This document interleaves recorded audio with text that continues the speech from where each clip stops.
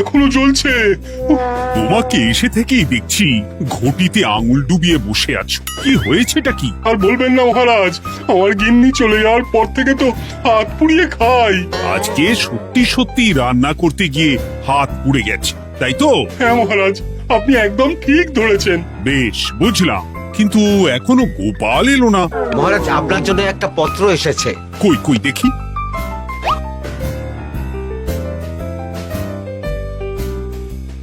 ঠিক আছে, তুমি এখন এসো। কিসের পত্র মহারাজ? দাঁড়াও, আগে গোপাল আসুক, তারপর বলছি। এই তো চলে এসেছি মহারাজ। দেখুন, আজকেও দেরি। আপনি কিছু গোপালকে বলেন না বলে লাই পেয়ে পেয়ে গোপাল আপনার মাথার উপরে উঠে গেছে। আমার নাম কি চুল নাকি যে মাথার উপরে উঠবো? আপনিও পারেন বটে। আমার নিজেরটাকেই চুল নেই। বাদ দাও, শোনো, আমি একটা নিমন্ত্রণ পত্র পেয়েছি। পাহাড়পুর রাজ্যের জমিদার বল্লভ নারায়ণ আমাকে নিমন্ত্রণ করেছেন। এ তো বেশ সুসংবাদ মহারাজ। পাহাড়পুর অপূর্ব সুন্দর রাজ্য, আপনি ঘুরে আসুন মহারাজ। না না না না না, আমি একা যাব না, তোমাকেও যে যেতে হবে। আজ বিকেলেই বেরোবো, তুমি জামা কাপড় গুছিয়ে রেখো। এ আমার পরম সৌভাগ্য মহারাজ। এ কি মহারাজ, গোপাল কেন যাবে? আমি কি দোষ করেছি? আমাকেও নিয়ে চলুন। না না না, তুমি রাজ্যের মন্ত্রী, আমি বেশ কিছুদিন থাকবো না, তাই রাজ্যটা তোমাকেই সামলাতে হবে। আচ্ছা আচ্ছা, আপনি তো রানীমাকেও নিয়ে যেতে পারতেন। আমি কোথায় কাকে নিয়ে যাব সেটা আমার একান্তই ব্যক্তিগত ব্যাপার। তুমি বেশি বোঝাতে এসো না মন্ত্রী। বেশ।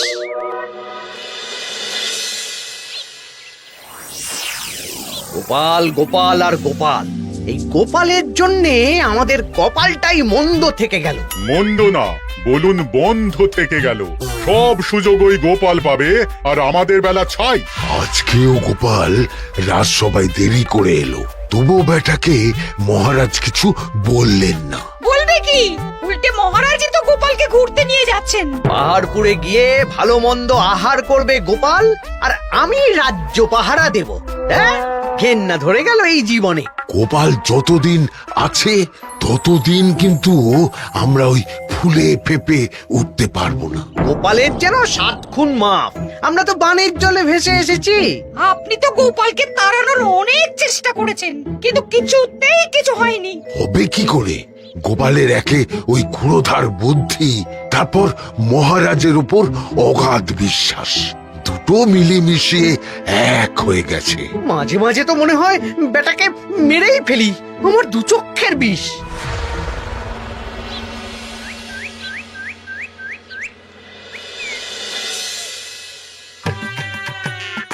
বলছি গিন্নি, কি এত তুমি পোটলায় বাঁধছো বলো তো?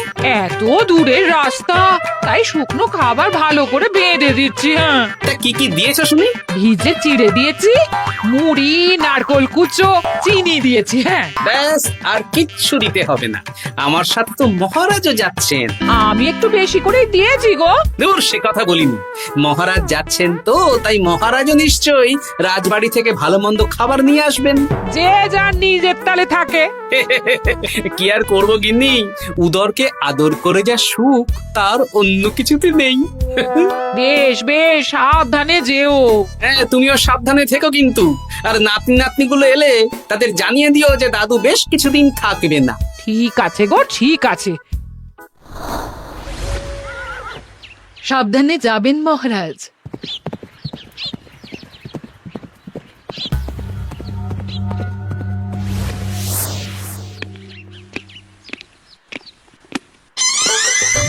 তুমি হুটহাট করে কোথায় চলে যাও বলো তো? আমি বিকেলে তোমার জন্য মুচমুচে বেগুনি ভেজেছি। সে ঠিক আছে, কিন্তু তোমাকে এখন রান্নাঘরে থাকলে হবে না গিন্নি। ও মা, রাতের খাবার কে করবে শুনি? আমি তো এখন একটু একটু রান্না শিখে গেছি। এখন তোমাকে অন্য কাজ করতে হবে। কি কাজ? শোনো, বুঝতে পেরেছো তো? একদম জলের মতো পরিষ্কার বুঝে গেছি। তাহলে আর দেরি না করে যাও।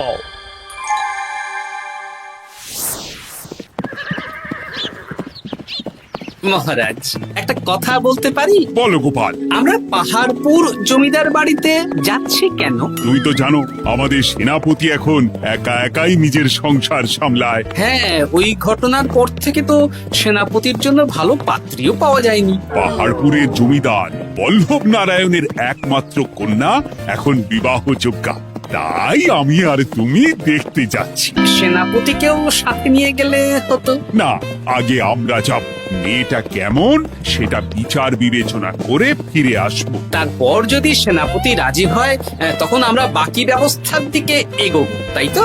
একদম তাই। আর তোমার চেয়ে ভালো মানুষ চেনার ক্ষমতা আমার জানা আর কেউ নেই, সেই জন্যই তো তোমাকে নিয়ে এলাম। এ আমার পরম সৌভাগ্য মহারাজ।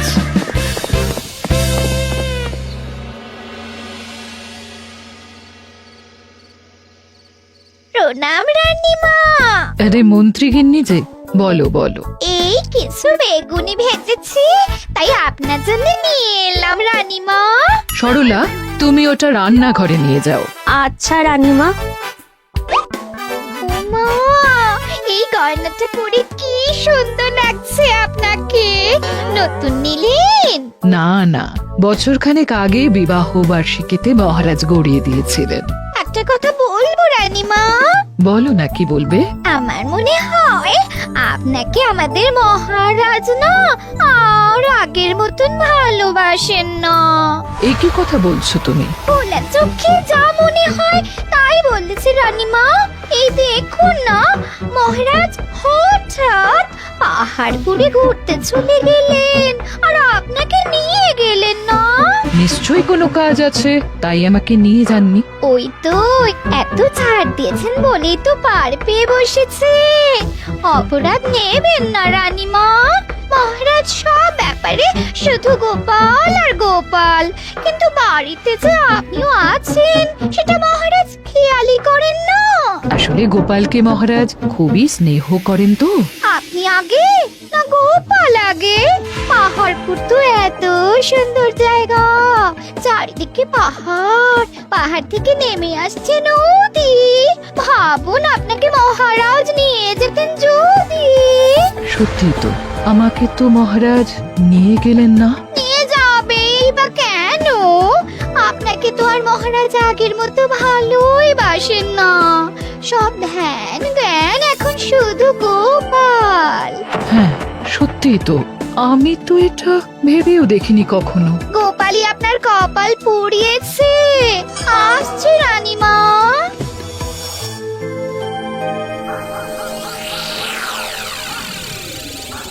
কি গো গিন্নি, আমি যেমন যেমন বলেছি তুমি তেমন তেমন রানীমাকে বুঝিয়েছো তো? হ্যাঁ হ্যাঁ, আমি একেবারে এমন ভাবে কানে পুষ্পমন্ত ঢেলেছি, রানীমার কান মাথা সব সব ভরে গেছে। এবার শুধু মাঝে মাঝে ইন্ধন জুগিয়ে যেতে হবে, বুঝলে? তারপরে তোমার পথের কাঁটা ফাঁকা হয়ে যাবে। আর একবার গোপাল সরে গেলেই আর কোনো চিন্তা নেই। দু হাত ভরে রোজগার করবে গো।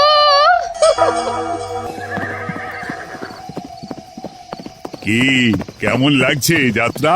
বেশ ভালোই মহারাজ।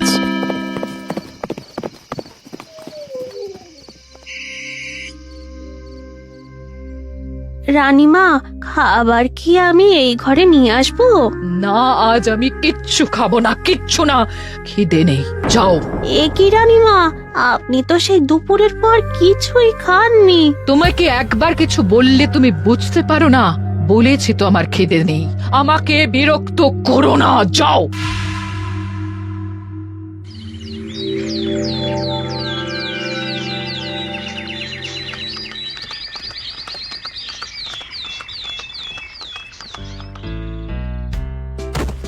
আসুন মহারাজ কৃষ্ণচন্দ্র, আসুন আসুন আসুন। কি সুন্দর জায়গায় পাহাড়পুর, মনে হচ্ছে বেশ কিছুদিন থেকে যাই। তা থেকে যান না। এখন যে কাজে এসেছি সেটা আগে করে নি, তারপর যদি সব ঠিকঠাক তখন তো আবার আসতে হবে। তাও ঠিক। এই বিমলা মা, এদিকে আয়। এই নিন কমলা লেবুর শরবত। বেশ সুন্দরী দেখতে মহারাজ। নিজের মেয়ে বলে বলছি না, বিমলা সব কাজ নিজের হাতে করে। বাড়িতে পাঁচটা দাস দাসী আছে, তাদের কাজই করতে দেয় না। বাহ বাহ বাহ, ভালোই তো। আপনার মেয়েকে তো বেশ লক্ষ্মীমন্ত দেখতে। ও অনেক ছোটবেলায় মাকে হারিয়েছে, কিন্তু নিজের ইচ্ছে পড়াশুনো রান্না বান্না সব শিখেছে। যেমন হাতের রান্না তেমনই মাথায় বুদ্ধি। রান্না তো খেলেই বুঝতে পারবো। হ্যাঁ, আজ দুপুরে সব রান্না তো নিজের হাতেই করছে। আমি ওকে কিছু প্রশ্ন করতে চাই। দাঁড়িয়ে আছো কেন মা? বসো। মহারাজ, আপনার অনুমতি নিয়ে আমি বিমলাকে কিছু প্রশ্ন করতে চাই। করো না। আচ্ছা বিমলা, তোমার বয়স কত? আসছে শ্রাবণে আমি 19 বছরে পড়বো। আচ্ছা, শ্রাবণ মাসে জন্ম, বর্ষাকালে। বেশ বেশ। আচ্ছা বলো তো, মেঘের ডাকে জল ছেড়ে ডাঙায় উঠে পড়ে, মানুষ তাকে হাতে পেলে নিয়ে যায় ঘরে, এটা কি? কই মাছ। বাহ বাহ, এবার বলো তো, এমন কোন জিনিস যেটা একান্তই তোমার কিন্তু অন্যেরা বেশি ব্যবহার করে? আমার নাম। বাহ বাহ বাহ বাহ বাহ, খুব সুন্দর খুব সুন্দর। আপনার মেয়ের মাথায় বুদ্ধি আছে। আর আচ্ছা আচ্ছা, আরেকটা প্রশ্ন করব। বলো তো, একটা অঙ্ক পরীক্ষায় তোমার বাবা 100-তে 90 পেয়েছে, তুমি 100-তে 100 পেয়েছো, আর আমি 100-তে 95 পেয়েছি। তাহলে কে বেশি বুদ্ধিমান? আপনি বেশি বুদ্ধিমান। এমা, এটা তুই কি বললি রে? তুই তো 100-তে 100 পেয়েছিস, তাহলে তুই বেশি বুদ্ধিমান হবি না? না না, আমি হলে তো বুদ্ধিমতী হব। দারুণ দারুণ। জমিদার মশাই, আপনার মেয়ে সত্যি বুদ্ধিমান, না মানে বুদ্ধিমতী। এবার দুপুরের ভুরি ভোজটা খেলেই বুঝতে পারবো হাতের জাদু।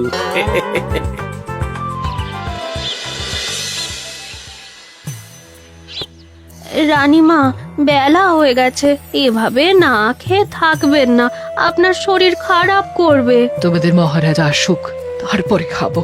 যতদূর জানি মহারাজ আগামীকাল সকালে ফিরবেন। বেশ, আমাকে একটু শরবত করে এনে দাও, আর কিছু খাবো না। আচ্ছা রানীমা। বুঝলি, আজ পুকুর ঘাটে গিয়ে যা শুনলাম না। কি শুনলে?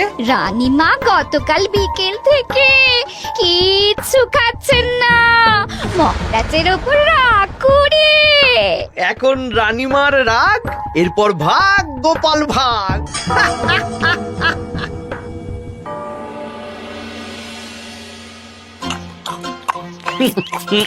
সত্যি বিমলা, তোমার হাতের রান্নার কোনো তুলনা নেই মা। আমাদের সেনাপতি তাহলে আর হাত পুড়িয়ে রান্না করবে না বলছো? সে যদি কর্তাগিন্নিতে রাগারাগি হয় তখন। মা আমার লজ্জা পেয়েছে। তা আপনাদের কোনো আপত্তি নেই তো? কি যে বলেন, আপনার রাজ্যের সেনাপতি বলে কথা। বলছি, বিমলাকে তো আমাদের সেনাপতি দেখলো না, তাহলে বিমলার একটা তৈলচিত্র আছে, আমি আপনাকে বরং সেটা দেব, আপনি ওনাকে গিয়ে দেখাবেন। সেই ভালো হবে, আমাদের খুব পছন্দ হয়েছে। তাহলে সেনাপতি রাজি হলে আমরা বিবাহের তারিখ চিঠিতে জানিয়ে দেব। আচ্ছা মহারাজ।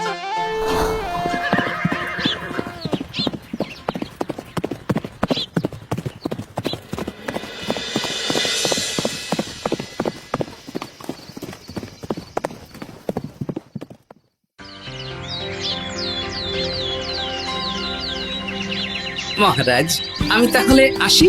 যাওয়ার পথে আমি সেনাপতির সাথে কথা বলে নেব। হ্যাঁ হ্যাঁ গোপাল, এসো। বেশ ভালোই কাটলো পাহাড়পুরে। হ্যাঁ মহারাজ, অনেক ধকল গেছে, যান গিয়ে বিশ্রাম নিন।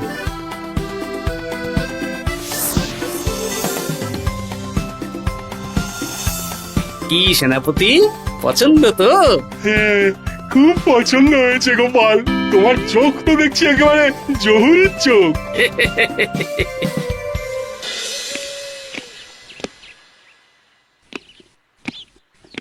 চিরটা কাল আপনি ওই গোপাল গোপাল করে কাটিয়ে দিন।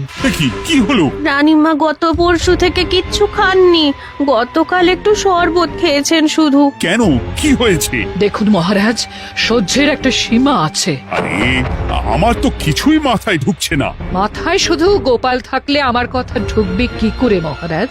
আপনি আমাকে আর আগের মতো ভালোবাসেন না মহারাজ।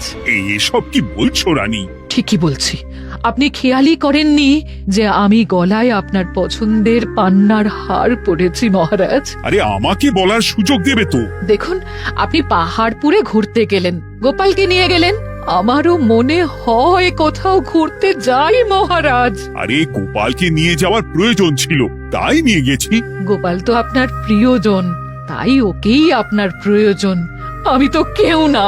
দেখো, গোপাল আমার সব বিপদে আপদে পাশে থাকে, তাই ওকে ভরসা করি, সেটা তো তুমি খুব ভালো করে জানো। আজকের পরে হয় গোপাল থাকবে, না হলে আমি থাকবো। না না না, এ হতে পারে না।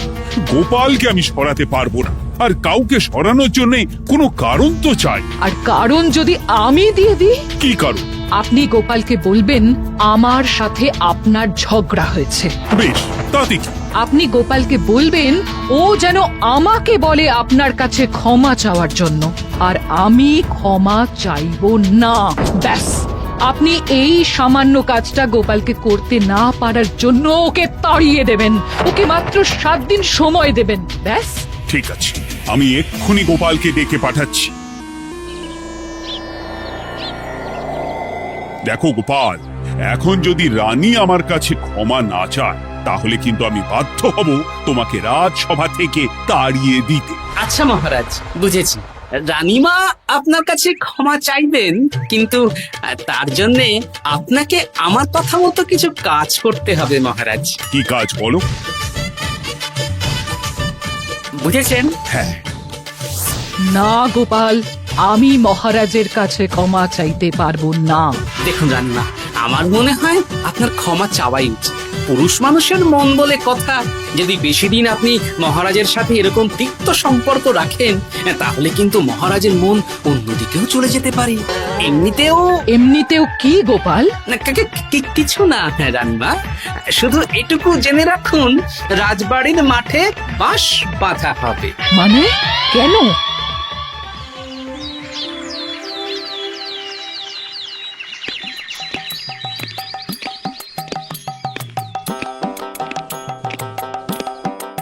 আসতে পারি মহারাজ? হ্যাঁ, এসো এসো। বলছি, আমি তাহলে জমিদার বাড়িতে বিবাহের দিনক্ষণ ওই চিঠি লিখে জানিয়ে দিচ্ছি। হ্যাঁ, জানিয়ে দাও গোপাল। আর কি কি কেনাকাটা করতে হবে সেটার একটা তালিকা বানিয়ে ফেলো। আচ্ছা মহারাজ, মেয়ের শাড়ি আপনি নিজে পছন্দ করে কিনবেন তো? হ্যাঁ, ওই শাড়িওয়ালাকে আজকে দুপুরেই আসতে বলো। আচ্ছা মহারাজ। বিয়ের শাড়ি, কেনাকাটা, এসব কি মহারাজ? সেসব বলা যাবে না রানী, সময় হলে জানতেই পারবে। তবে বিমলাকে অপরূপ সুন্দরী দেখতে, এটুকু বলতে পারি। দেখুন তো মহারাজ, ওই টোপরটা ঠিক আছে কিনা? একদম ঠিক আছে, খুব সুন্দর। শাড়িওয়ালা এক্ষুনি আসছে। আসছি মহারাজ। এসো এসো। কার জন্য শাড়ি লাগবে মহারাজ? রানীমার জন্য? না না, বিমলার জন্যে। বিমলাকে? এক অপরূপা তরুণী, বুদ্ধিমতীও আছে, ধীর স্থির, ঝগড়া করে না। বেশ, অনেক হয়েছে মহারাজ, দোহাই আপনার, আপনি দ্বিতীয় বিয়ে করবেন না। আমি ক্ষমা চাইছি। কি বলছো রানী? আমি বুঝতে পেরেছি, আমি আপনাকে গোপালের নামে 2-4 কথা শুনিয়েছি বলে আপনি বিয়ে করতে চলেছেন। আমি আর রাগারাগি করব না, আমাকে ক্ষমা করুন। ব্যাস, রানীমা ক্ষমা চেয়ে নিয়েছেন, মানে আমার চাকরিটা থাকছে। হ্যাঁ গোপাল, হ্যাঁ, দোহাই তোমার, মহারাজকে বিপথে চালিত করো না। আরে ধুর, আমি বিয়ে করছি নাকি? বিয়ে তো হবে সেনাপতির। ওর জন্যই তো পাত্রী দেখতে পাহাড়পুরে গেছিলাম, গোপাল আর আমি। তার মানে মন্ত্রীর বউ আমাকে ভুল বোঝালো? আবার মন্ত্রীর কোনো ষড়যন্ত্র হবে, ওকে না নিয়ে গিয়ে গোপালকে নিয়ে গেলাম বলে। সেনাপতির বিয়ের আগেই আপনি মন্ত্রী মশাইকে ধোলাইটা দিয়ে দিন। ঠিক বলেছ রানী, তুমি বরং শাড়ি পছন্দ করো, আর আমি চললাম মন্ত্রীকে ধোলাই দিতে।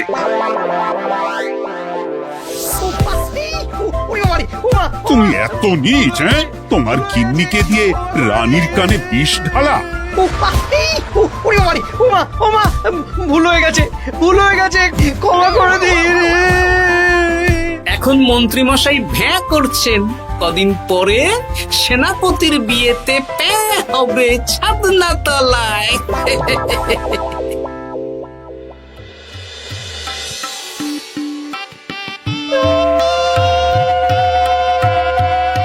এবার মালা বদল হবে।